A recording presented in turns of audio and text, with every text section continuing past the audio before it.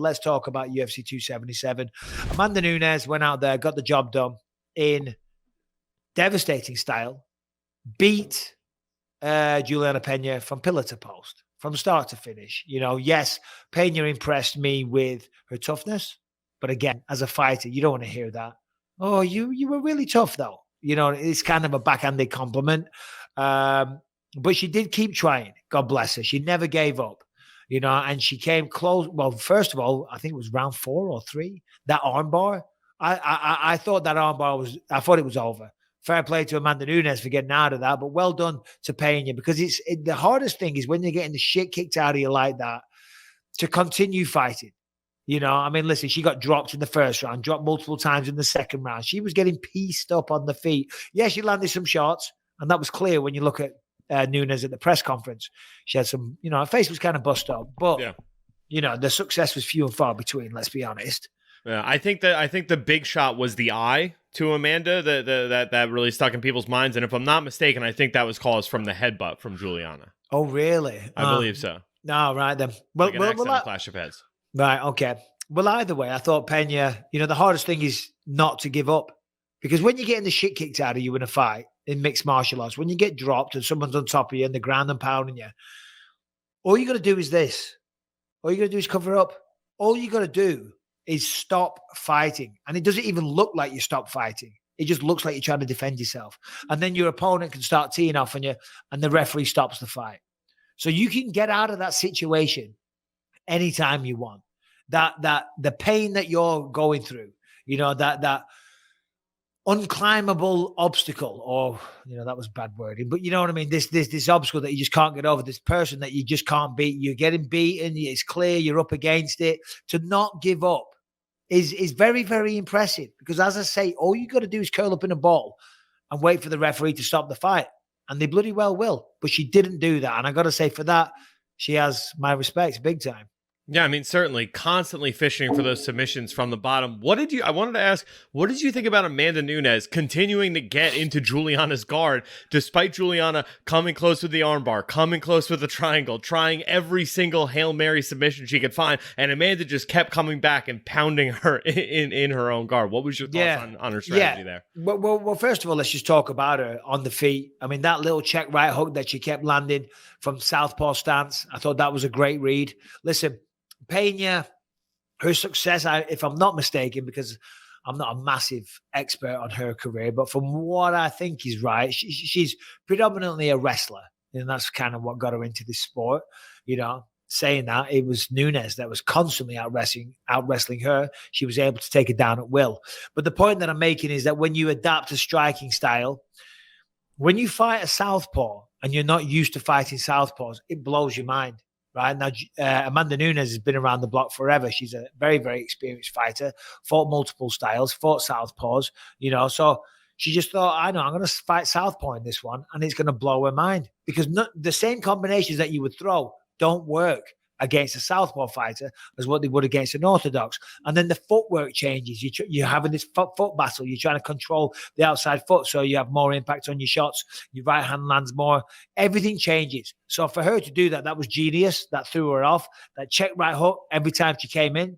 I thought Nunes looked really, really good on the feet. A little tentative in the first round, but I thought it was a really, really good performance. And yes, she made some mistakes on the ground, but she was trying to win the fight. All she had to do in the guard is have wide elbows. You can't see on camera here, but you got to have your elbows wide so the legs can't get past the elbows. Once one of the legs gets past the elbows, you're talking triangles, you're talking arm bars, all the rest of it. But if you got a nice firm base, bicep control, elbows wide, you're good for the most part. But still, hey, well done, Amanda Nunes. Great fight. Fair play, Juliana Pena.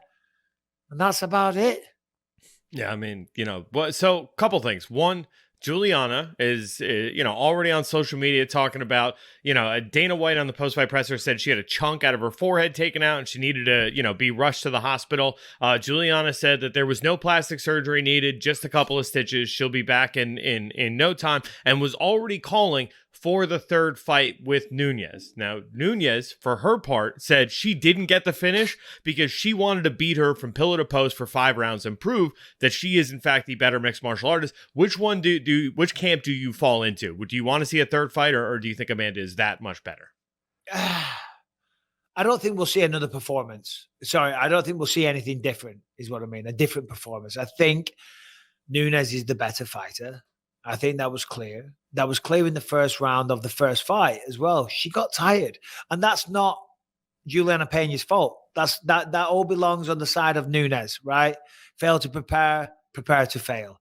COVID, whatever. Do you know what I mean? It's got nothing to do with Juliana. You cannot take away from her performance because her opponent got tired.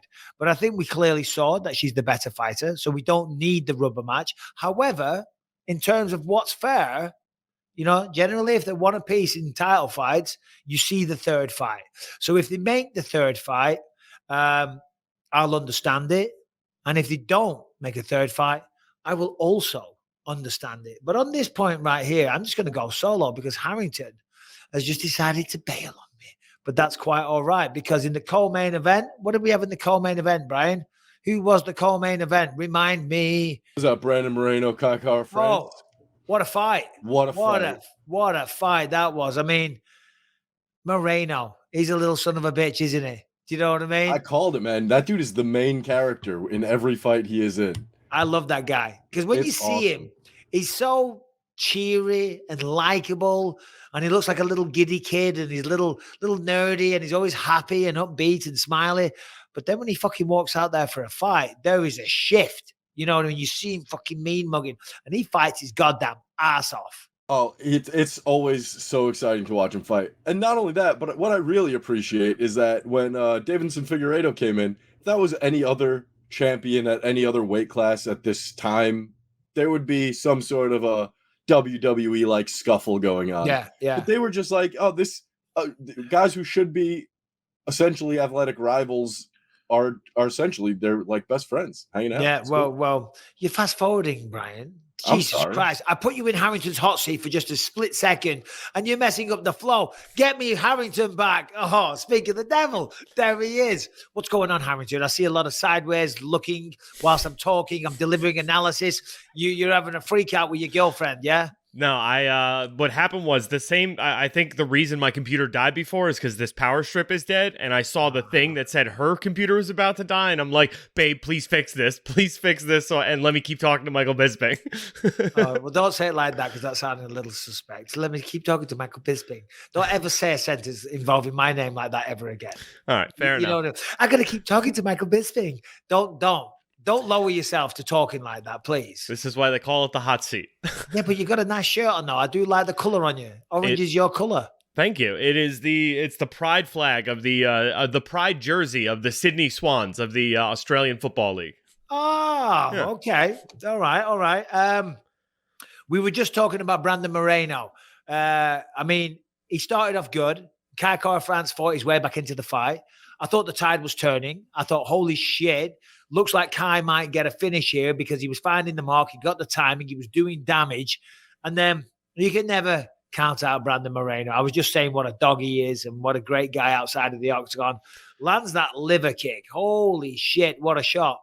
I wanted to ask you, what is that like for a normal man who's never taken a liver kick? I don't know if you've ever eaten one in a professional fight, but I'm sure you've taken one in sparring at some point. What is that like? What is the shock to the system like? How, like, because you could see the reaction. Just can you talk us through that?